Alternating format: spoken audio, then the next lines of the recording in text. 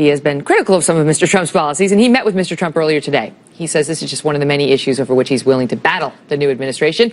Bill de Blasio is here, the Democratic mayor of New York City. Mr. Mayor, great to see you. My pleasure. So why is it a problem if we create some sort of record of immigrants coming over from Muslim countries? It's a problem because it doesn't conform with our American constitutional values and our respect for all religions. If you say we're looking at people with a specific issue in their background, specific indicators that might be an issue of concern, that's an individual matter, fine. If you say there are certain countries where there's such a propensity to an issue, we're going to look at those countries with extra care, okay. But to say we're going to treat people of a certain faith across the board as if there's something wrong with them, well, then are we going to have a Christian registry and a Jewish registry? Where does this end? Mm-hmm. The Constitution of the country... You can't just say to reinstate a registry for immigrants from Muslim countries. That's too broad. Of course it's too broad. You've got Muslim countries... But from Syria, from Iraq, now we're getting there? Well, I think if there's a specific condition we're looking at, for example, if someone comes from a region where there's... Yemen. But even more specific than that, I'm saying if there's a particular hometown where there's been an issue or people again... You got to really thread the needle. I think you need to know the facts, not you personally. I'm saying one needs to know the facts of how we do this. So this should be our security personnel determining what causes them to want to look for extra information. But I'll tell you from an NYPD perspective, we don't profile people.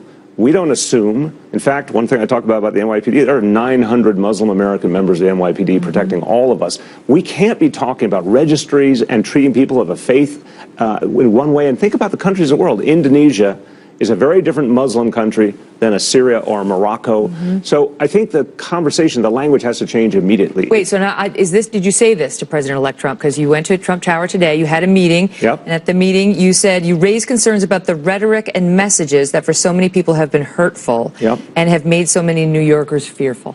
I expressed to the President-elect that a lot of people in his hometown were very, very worried about what was going to happen to them and their family. And that a lot of people felt that there wasn't a place for them in his vision. Mm-hmm. And I say it respectfully. I will say it was a constructive meeting in the sense of a real give and take. You think he got that? He heard you? I don't want to speak for him. I think, we had an hour-long dialogue, and it was a candid dialogue, and it was a very substantive dialogue. What do you want him to do to assuage those fears? To come out and clarify once and for all that American Muslims are going to be treated with the same respect as all other Americans, and people who want to come here are going to be looked at for who they are individually, not because of their faith. Mm-hmm. And we're not going to classify there's 1.6 billion Muslims in the world, every one of them individual and different.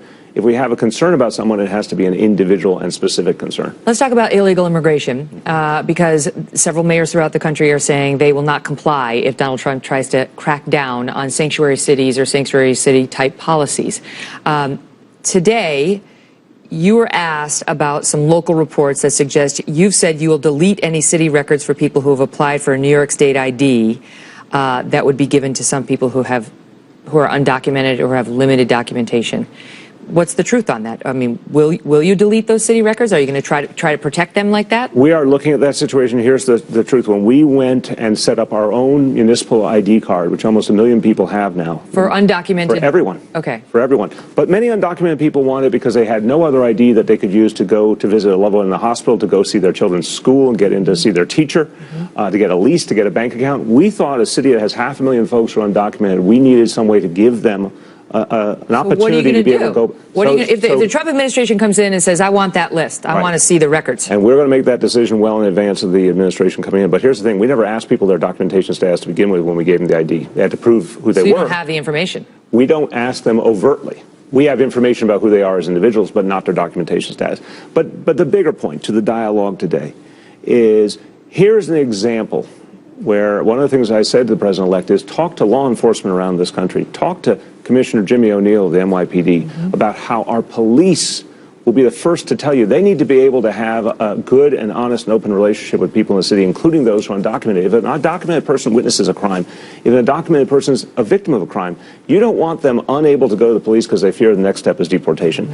And law enforcement all over the country will tell you we will be creating a whole new problem if we do mass deportation. Now, that's very different, Megyn, than if someone has committed a heinous crime. I got it. I got to run, but I have to ask you a quick question before you go.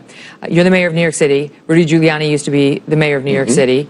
What do you think of his ascension to possibly Secretary of State under President Trump? Look, I had my differences with Rudy Giuliani. I really have. I don't want to tell the president-elect who to choose for his cabinet. I can say that in this city, there were times when Rudy was not a force for unity. If he's going to be involved in the federal government, I hope he will learn the lesson of some of the things that happened here in New York City. You had some moments of not being a force for unity yourself. You backed the Governor Cuomo when he made those remarks about conservatives not belonging in New York City. I will say differently. I think the point here is that in a city that's the greatest cosmopolitan center in this country, the issue is, do we find a way to bring people together across all the different demographics that make up this city? And I think if Rudy's going to be involved domestically or internationally, one of the things he has to focus on is to not go down the road that we saw too often in New York City. Mr. Mayor, great to see you. Thank you, Megyn. Thanks for being here tonight.